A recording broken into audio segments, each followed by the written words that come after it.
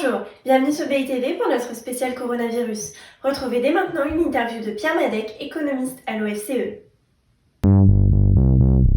Bonjour à tous, bonjour Pierre Madec, bienvenue. Bonjour.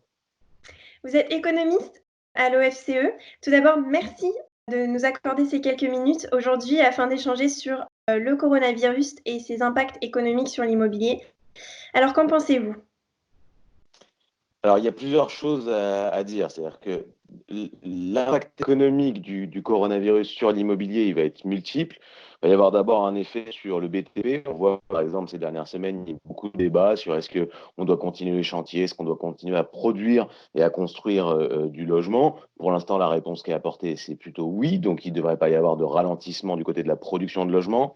Après, ce qui est intéressant, c'est de regarder ce qui se passe du côté des ménages. C'est-à-dire, est-ce que les ménages peuvent continuer à acheter? La réponse est non. On a un certain nombre d'opérations, de transactions qui, pour l'instant, sont mis en pause. Alors, ce n'est pas un problème de manque de logement, ce n'est pas un problème de manque de solvabilité des ménages, c'est juste la demande et l'offre de logement, pour l'instant, sont mis en pause. Et au moment du déblocage, au moment où le confinement va s'arrêter, au moment où il va y avoir la reprise économique, toutes les transactions qui n'ont pas pu se faire vont se faire. À quoi on peut s'attendre du côté des prix immobiliers? À court terme, au moment de la reprise économique, on peut s'attendre à une légère érosion des prix dans certaines zones, tout simplement parce que vous allez avoir toutes les transactions qui auraient dû s'effectuer sur la période du confinement qui ne se sont pas effectuées. Donc tous les gens qui voulaient mettre leurs biens à la vente vont se retrouver à le mettre en vente après le confinement. Et donc il peut y avoir un petit choc d'offres positif sur le marché. En face, du côté de la demande, on peut s'attendre à ce que les ménages reportent un certain nombre de décisions d'achat ou d'actes d'achat, et donc une demande un peu moins dynamique, une offre qui, elle, devrait l'être un peu plus, et donc ça devrait se traduire par des prix immobiliers qui auraient tendance à baisser.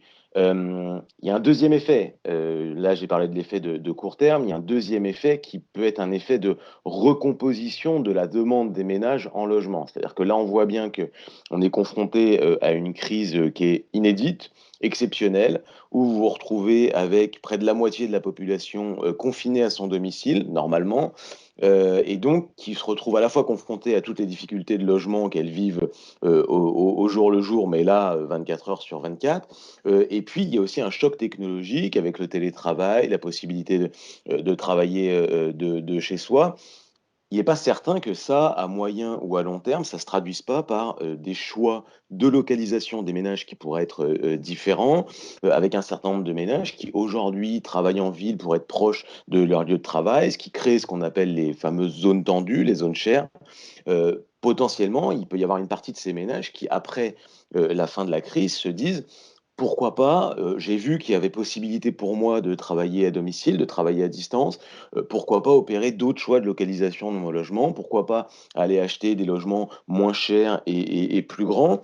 Ça, c'est un peu tôt pour le dire, mais la crise à laquelle on est confronté aujourd'hui peut avoir des répercussions à moyen long terme sur l'ensemble de la chaîne du marché du logement. D'accord. Et en parlant de logement, pensez-vous qu'il peut échapper à la logique de marché dans ce contexte? Alors là, le marché du logement, aujourd'hui, il est gelé. C'est-à-dire que de fait, il échappe à la logique de marché parce qu'il y a plus de marché. Il n'y a plus de demande, il n'y a plus d'offres de logement, les notaires peuvent plus travailler, les agents immobiliers non plus. Donc on voit bien qu'on a un marché qui est sur pause, tout simplement.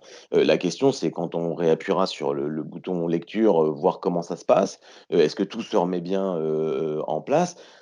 Sur le long terme, on voit, pour répondre à la question de savoir si, le logement, suit ou non la logique de marché, on voit qu'aujourd'hui, par exemple, il y a un certain nombre de dispositifs qui permettent de sortir le logement, du marché. C'est les dispositifs de dissociation du foncier, du bâti, ce genre de dispositifs-là. Donc, le logement est pas un bien, normal, si on peut dire. On le voit aujourd'hui, avec la crise, du coronavirus. On peut penser qu'en sortie de crise, il y aura un certain nombre aussi d'interrogations, de choses à mettre en place, soit pour rendre plus liquide le logement, soit pour, qu'on ait une autre conception de ce qu'est habiter son logement, en tout cas.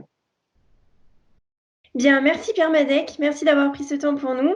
Quant à nous, on se retrouve sur businessimo.com. À très vite.